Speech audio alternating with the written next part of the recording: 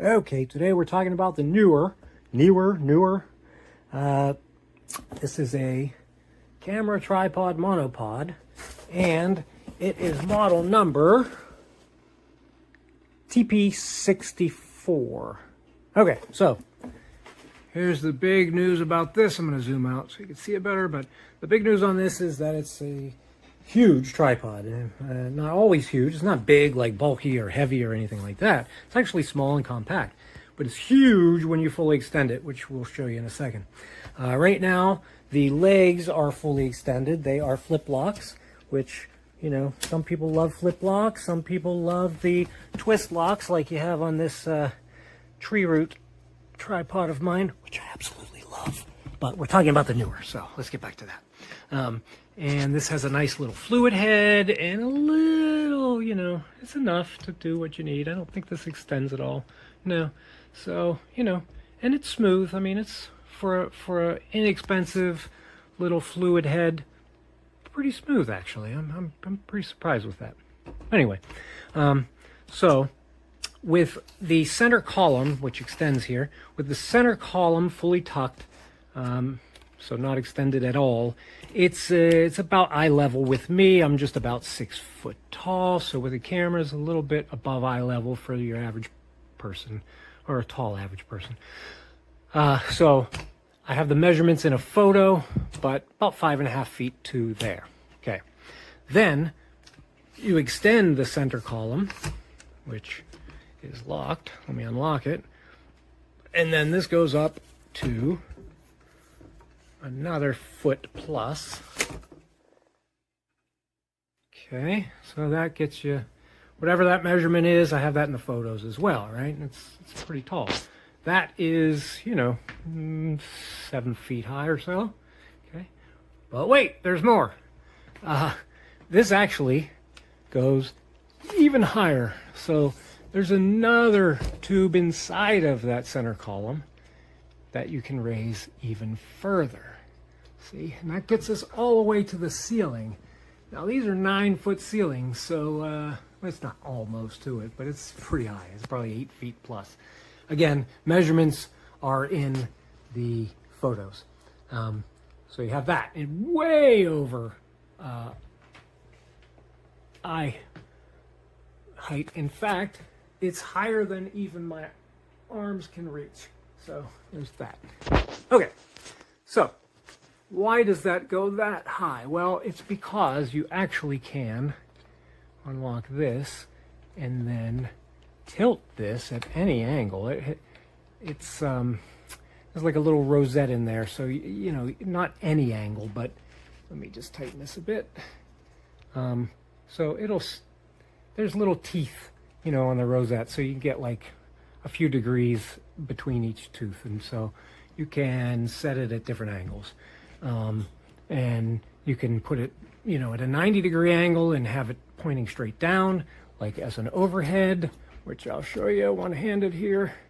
So there's a 90-degree, and so if you wanted to have this, let's say, overlooking a table that you're showing a product on or something, and you still retain your fluid head and, you know, all of your adjustments, and so that's pretty nice, right? And then we can tuck this all back in. I don't know what the height of that is, but I would say it's a few inches higher than just the center column, when it's the one center column, not both. So whatever that height was in that measurement, somewhere around 7 feet or so. And then this locks down, and I mean, it's sturdy. It's not really wobbly or anything when you have that locked down. So, and then you just turn a knob, and this thing goes down inside again, right? Lock that down, and then you have one more here on the, and boom, they're all back down to 5.5 feet or so. And you have standard quick release plate, which is an Arca Swiss and compatible with Arca Swiss stuff. This one's a little different. You have to unscrew it all the way, and then you can kind of pull up on one side to pop the plate out like that. right? It doesn't slide in like some. It's actually like you have to push the little red button, and then it'll allow it to click down in there, and then you have your, you know, screw to tighten it. Oops, I think I'm going the wrong way. No, that's the right way. Working backwards, one-handed, looking through a phone. Okay. So yeah, Arca Swiss, fluid head, and it's pretty nice. Seems to be a standard little fluid head that you could probably move to other tripods if you wanted. I actually like this little fluid head.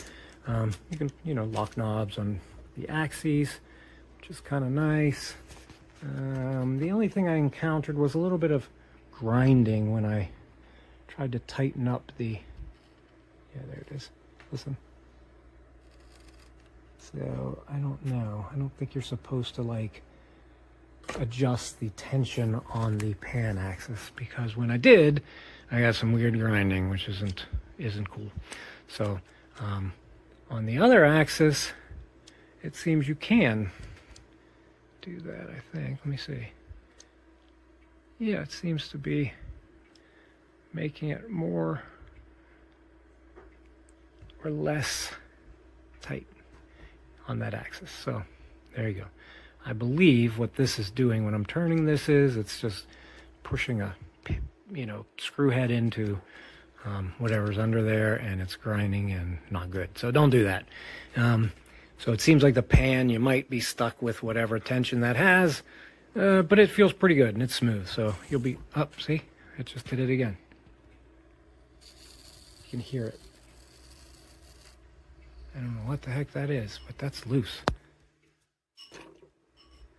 So apparently not loose enough. Now it's fine.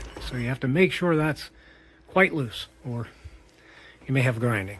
My concern is that that might end up falling out over time, because you have to keep it unscrewed a bunch.